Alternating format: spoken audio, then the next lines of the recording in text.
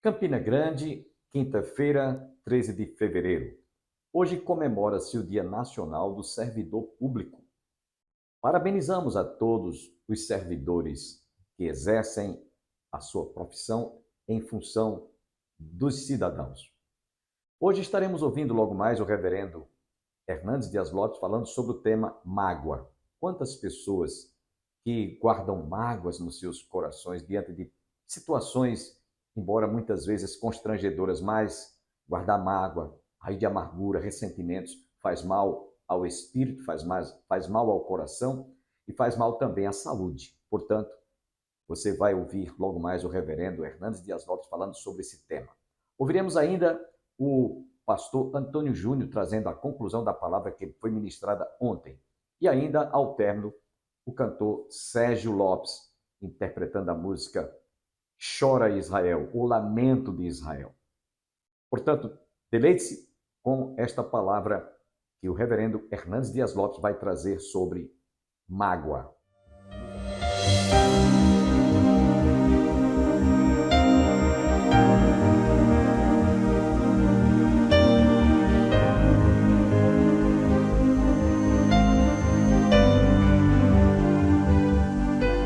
Eu estava pregando numa grande conferência no Brasil, quando uma mulher muito aflita, desesperada até, aproximou-se de mim e me disse: pastor, eu fui abusada pelo meu pai desde os 6 anos de idade. Meu pai abusou de mim sexualmente por 15 anos.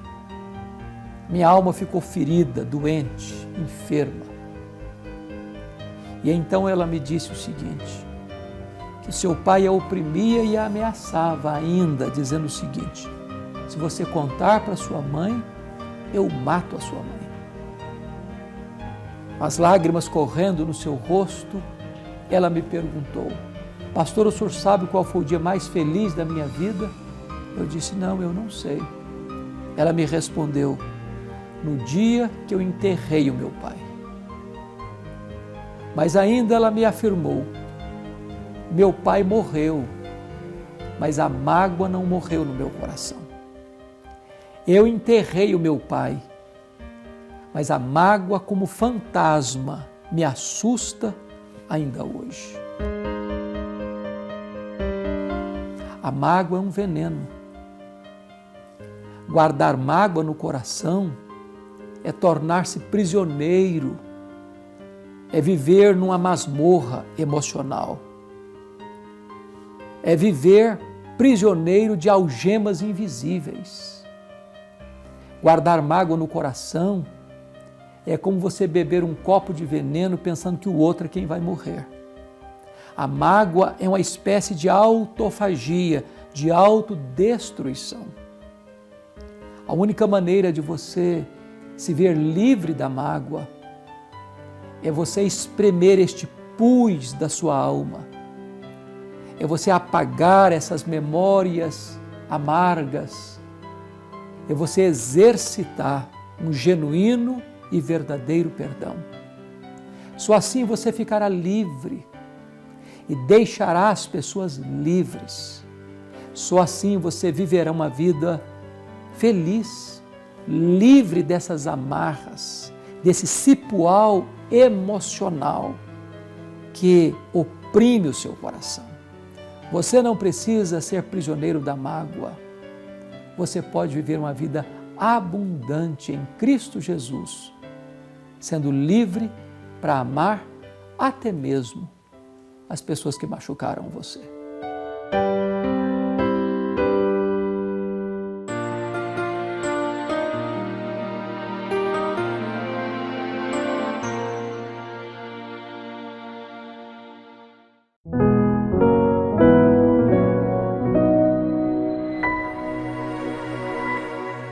Todos os discípulos foram mortos, viu, irmãos?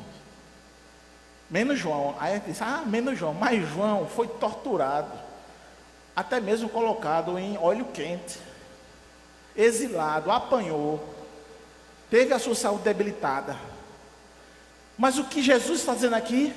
Eu roguei por todos eles. Rogou para quê? Para não ser morto? Para não ser torturado? Não, ele rogou para que em meio à tortura e em meio à morte, eles permanecessem fiéis, porque o reino deles não é deste mundo, mas é no céu. E isso então é transportado para nós como igreja. Seremos perseguidos, vilipendiados, apontados, dificuldade na escola, dificuldade no trabalho, dificuldade nessa sociedade em que se louva a prostituição, em que se levanta um altar da promiscuidade, mas é nesse ambiente que Jesus está dizendo: eu orei por vocês, eu já roguei por vocês, pode ir. Então nós aprendemos aqui com Jesus que antes de ir a qualquer lugar, campo, ministério, devemos orar pelos que também já estão servindo. A ação de interceder pelos missionários e pela igreja, principalmente a igreja perseguida, confiando na proteção de Deus, é um pilar de sustentação da obra missionária. E não tem como nós falarmos sobre isso e não lembrar de William Carey. Ele viveu ali em 1761 a 1834, foi conhecido como pai das missões modernas, foi exemplo de como a intercessão da igreja pode sustentar e garantir o sucesso da missão. Então, desde o início da jornada de Carey, ele havia pedido para que os seus companheiros, para que a sua igreja na Inglaterra intercedesse constantemente por ele. Ele comparou o seu chamado missionário a entrar em uma cova profunda e sombria. Ele fez essa comparação. Olha, entrar na missão a qual vou entrar é como entrar numa cova profunda e sombria. E ele disse isso: eu vou descer, mas vocês devem segurar a corda. Então ele fez essa analogia, essa comparação, para dizer que de fato ele ia entrar em um lugar difícil, perigoso, sombrio. E ele foi missionário na Índia. Imagine ser missionário ainda na Índia, ali em 1700, 1800. Se hoje a gente tem o YouTube e a gente coloca lá a palavra, a cidade de Varanasi, a gente vê coisas absurdas. Não sei se vocês já viram, mas eu tenho a curiosidade como pesquisa e vejo lá. Extremamente pagã, idólatra, cheia de magia. Imagina aquele tempo. E aí ele faz isso: eu vou entrar nessa cova escura, perigosa, mas vocês, a igreja, orando e intercedendo, é essa corda que pode puxar ele para a segurança. Então, para Carey, a intercessão da igreja foi importante, para que ele tivesse suporte espiritual. As orações constantes fortaleceram a Carey em momentos de desânimo. A oração da igreja abriu portas para Carey, porque ele traduziu a Bíblia. Ele passou, irmãos, vários anos pregando, e ninguém se convertia, viu? Mas, por outro lado, quando a igreja intercedeu, as orações quebraram barreiras culturais e começaram então a quebrar as barreiras, não só culturais, mas religiosas, e permitiu que o evangelho pudesse alcançar vários corações. Carey, ele sempre atribuiu o sucesso da sua missão, graças a Deus, lógico, mas ele entendia que a intercessão da igreja foi fundamental, e ele reconhecia esse sustento. Quando a gente chega no versículo número 10, o texto diz: ora, todas as minhas coisas são tuas, e as tuas coisas são minhas, e neles eu sou glorificado. E aqui percebemos que Cristo é glorificado nos crentes, quando eles vivem para a glória Ou seja, quando eles desenvolvem sendo luz neste mundo, eles estão vivendo para a glória do Senhor. E a glória de Cristo deve ser o objetivo principal de toda obra missionária. Missões, então, têm um propósito final, único, de glorificar a Cristo através da transformação de vidas. Versículo 11 e 12, João diz, expressando a oração de Cristo: já não sou no mundo, já não estou no mundo, mas eles continuam no mundo, ao passo que eu vou para junto de ti, Pai Santo. Guarda-os em teu nome, que me destes, para que eles sejam um assim como nós. E nesses versículos 11 e 12, eu pensei algo importante, recorrente, e que sempre nós vamos estar batendo nessa tecla na igreja. O sucesso de qualquer missão, além da intercessão, como nós já falamos, é que a igreja sempre possa estar em unidade. E o que é unidade? A unidade, irmãos, é que a gente tenha as opiniões, as deliberações, ou tudo que envolve igreja baseado nas Escrituras. Baseado nas Escrituras. Então, eu vou dar um exemplo. Se a gente então chega à conclusão de que precisamos abrir mais um trabalho, mais uma congregação. Então, abrir a congregação é lícito, é de Deus, é bíblico. Então, a ideia é que ninguém seria contrário à abertura do trabalho. Eu não estou falando sobre a análise dos recursos, quem vai ser o obreiro. Estou dizendo o seguinte, que a ideia de abrir um novo trabalho é bíblico. Todos vão dizer que sim. É bíblico abrir um novo trabalho, abrir uma nova frente, enviar alguém para um campo missionário. É bíblico. A igreja tem os recursos, a igreja tem tudo. Então, deve haver essa unidade de pensamento na igreja. É nisso que Jesus aqui está falando. Por quê? Porque aquilo que Deus Pai estabeleceu com Deus Filho, eles nunca divergiram entre si. Amém? É isso que esses dois versículos estão dizendo. Ele está dizendo que a unidade da igreja é comparada à unidade da Trindade. Eles não divergem entre si. Eles têm a mesma opinião, eles têm o mesmo objetivo, eles têm as mesmas metas, porque são estabelecidas por eles.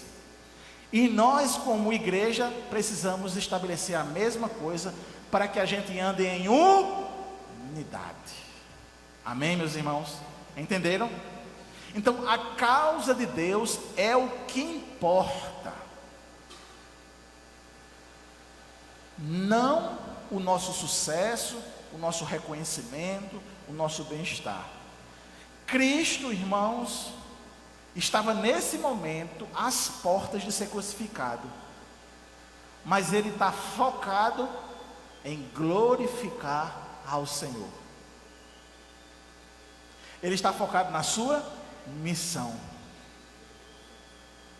E a nossa unidade, a nossa comunhão e ministério, ele é essencial então. Para quê? Para que haja o avanço do Evangelho. Imagine se Cristo divergisse de Deus Pai e disse assim: vou nada por esse povo, vou não, esse povo não merece não. Mas eles estavam em unidade, em sintonia. Amém, meus irmãos? Que aí Jesus disse o quê? Não faça a minha vontade, mas a tua. Havia essa consciência e essa unidade para o progresso do Evangelho. Porque se Jesus desistisse da cruz, a gente não estava aqui essa noite. Então, irmãos, para que qualquer missão seja bem desenvolvida e a proteção divina, então, se torna o carro-chefe. Entretanto, a unidade da igreja se torna essencial em meio aos desafios da missão.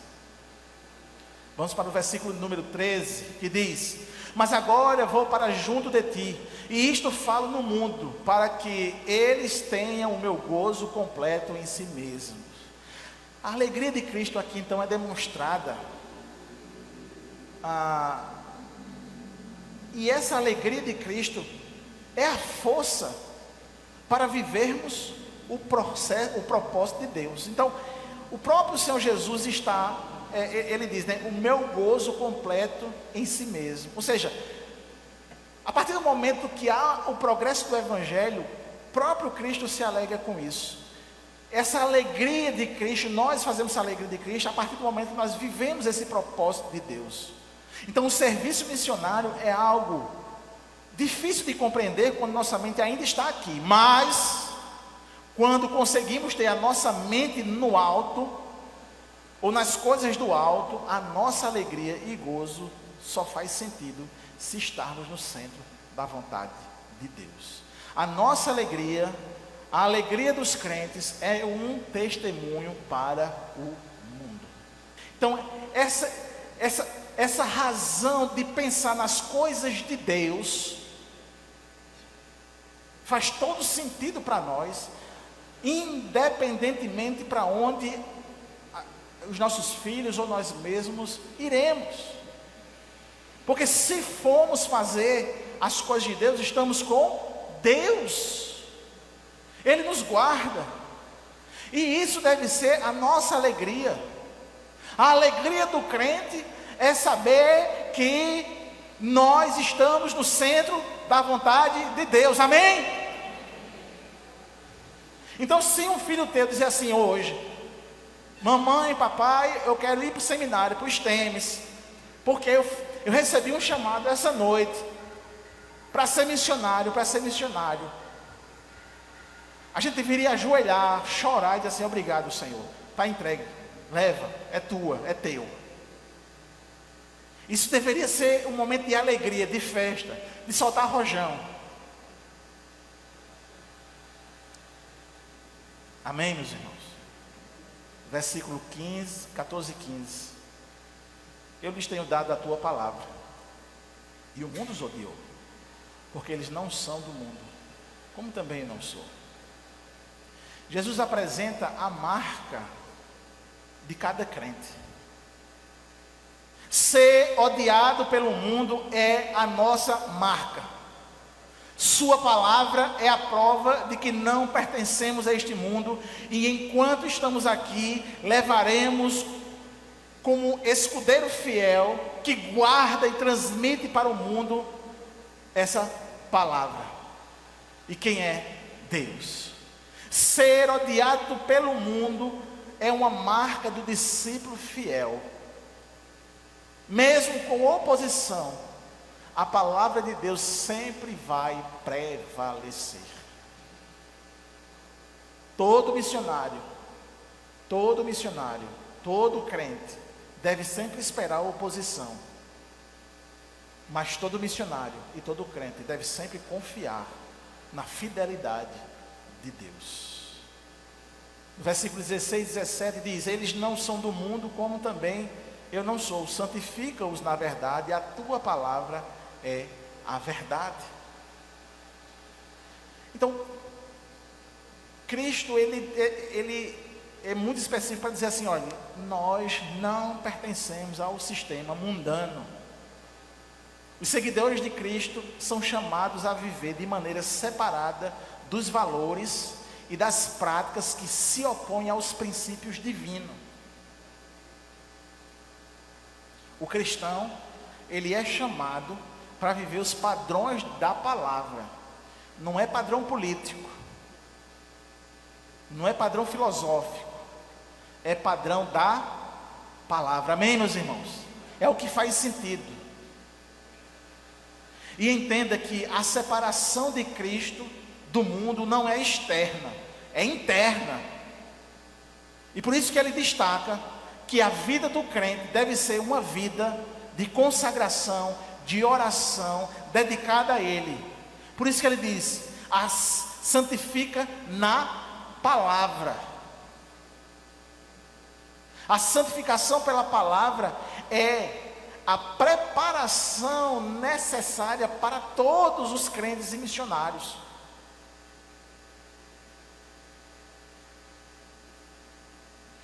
Como eu disse quinta-feira, e repito hoje, o pastor Jackson, que foi nosso missionário no México, hoje ele está emprestado para a igreja de Guadalajara, mas foi ele que implantou a igreja na cidade do México. Nós estivemos acompanhando toda a implantação, o desenvolvimento, e o pastor Jackson escreveu um livro. Ele me deu a honra de fazer o prefácio desse livro. Estou lendo para fazer então o prefácio do livro, e lá ele conta toda a sua experiência. E como o Jackson é uma pessoa bem acelerada, ele quer fazer as coisas logo. Ele coloca lá no livro de que uma das falhas que ele cometeu é de que ele não conseguiu segurar esse pé acelerado dele. E aí ele vai dizer lá no livro que de fato todo missionário que vai para um campo, ele precisa de preparo, e preparo requer tempo. Então, quando Jesus diz aqui que a gente deve se santificar na palavra, nós precisamos de preparo na palavra, e isso requer tempo. A gente pensa que as dificuldades no campo, eles não vêm, mas eles vêm. E quando eles vêm, se a gente não estiver preparado, a gente leva uma rasteira.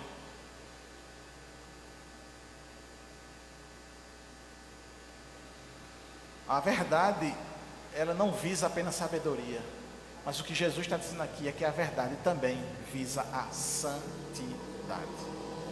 E a santidade nos capacita para sermos esses embaixadores eficazes de Cristo. Já pensou chegar você como representante de Cristo e tendo o comportamento mundano? Se for aqui no Brasil, os irmãos não, o pessoal vai dizer, é porque é crente, né? Está fazendo isso é porque é crente. Comprou e não pagou, e é porque é crente. Então, irmãos, a santificação nos capacita a sermos esses embaixadores eficazes de Cristo. E por fim, versículo 18 e 19, quando diz: assim como tu me enviaste ao mundo, também eu os enviarei ao mundo. E a favor deles, eu me santifico a mim mesmo, para que eles também sejam santificados na verdade. E eu identifico aqui nesse texto, irmãos, que o envio é algo central à identidade cristã. Esse versículo destaca a continuidade da missão divina. Então, assim como o Pai enviou a Jesus ao mundo com um propósito redentor, Jesus envia seus discípulos para dar continuidade a essa obra, proclamando o Evangelho e manifestando o amor de Deus. E a missão dos discípulos é, portanto, uma extensão da missão de Cristo, carregando a mesma autoridade e propósito. No versículo 19, Jesus fala de sua autossantificação. Ele se refere à sua consagração total ao propósito de Deus, que vai culminar em sua morte sacrificial. E essa autoconsagração tem como objetivo a santificação dos discípulos na verdade. E indica que através do sacrifício de Cristo, os crentes são separados para Deus e capacitados a viver essa santidade. A verdade mencionada é a palavra de Deus, que purifica e transforma os crentes, conformando eles à imagem de Cristo. O que nós aprendemos hoje, irmãos, é que Jesus, ele intercedeu por seus discípulos, comissionou os seus discípulos para a missão no mundo. E que essa oração dentro dessa oração estavam os assuntos mais importantes para o desenvolvimento da missão: a unidade, a santificação e a proteção, que são promessas que nós destacamos nesse texto de hoje. Unidade, santificação e proteção são promessas, irmãos. São promessas. E essas características desenvolvidas na nossa vida aqui, elas são essenciais, cruciais para o avanço, para o progresso do Evangelho. O chamado para nós é viver em obediência ao chamado de Cristo. Se Cristo nos chamou, Ele nos capacitou. Então a nossa segurança em fazer a missão, em proclamar a Cristo, nos ambientes mais hostis, mais sombrios, mais difíceis, nós não podemos esquecer que Ele está a nos proteger, a confirmar o seu santo Evangelho, para a glória de Deus Pai.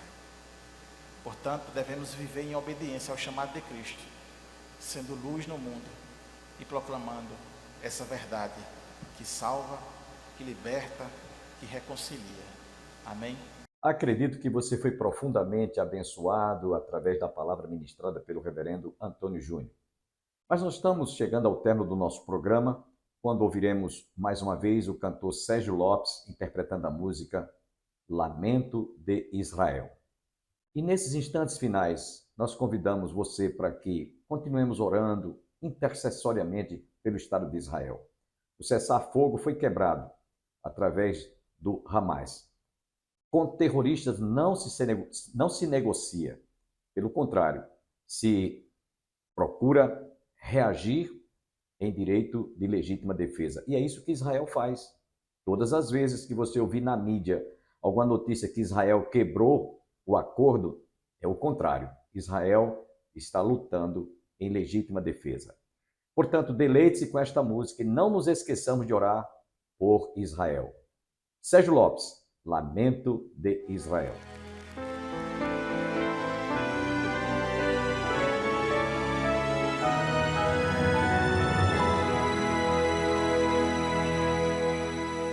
Jerusalém, em tuas ruas, eu ouço a ecoar o som da harpa de Davi, minha alma acalentar.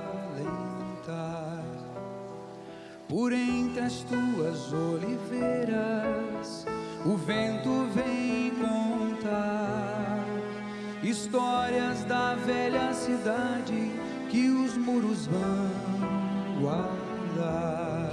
Jerusalém, Jerusalém, beleza e cor de Israel, tu és orgulho do teu Deus, Emanuel.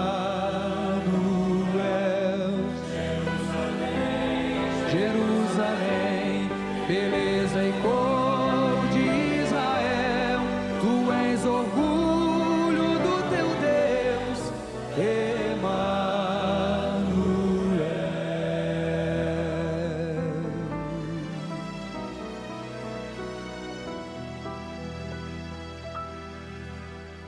Ainda ouço em tuas ruas o som da multidão,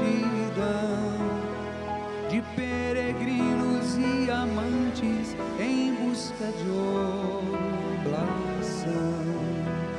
No santo templo, em tuas fontes, se encontrava a paz.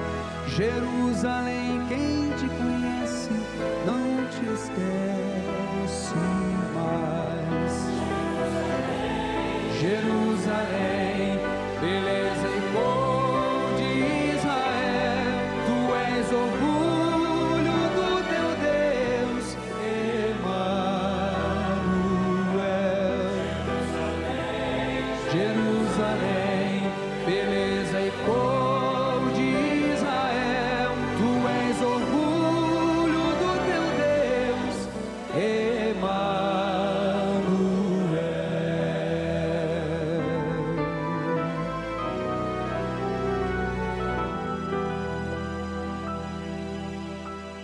Jerusalém, em tuas preces, lembrando os filhos teus, que ainda não te conheceram, mas amam o teu Deus. São velhos, jovens e meninos, distantes do seu lar, que não pisaram tuas ruas, mas vivem por te amar. Jerusalém, beleza e cor de Israel, tu és orgulho do teu Deus, Emanuel. Jerusalém, beleza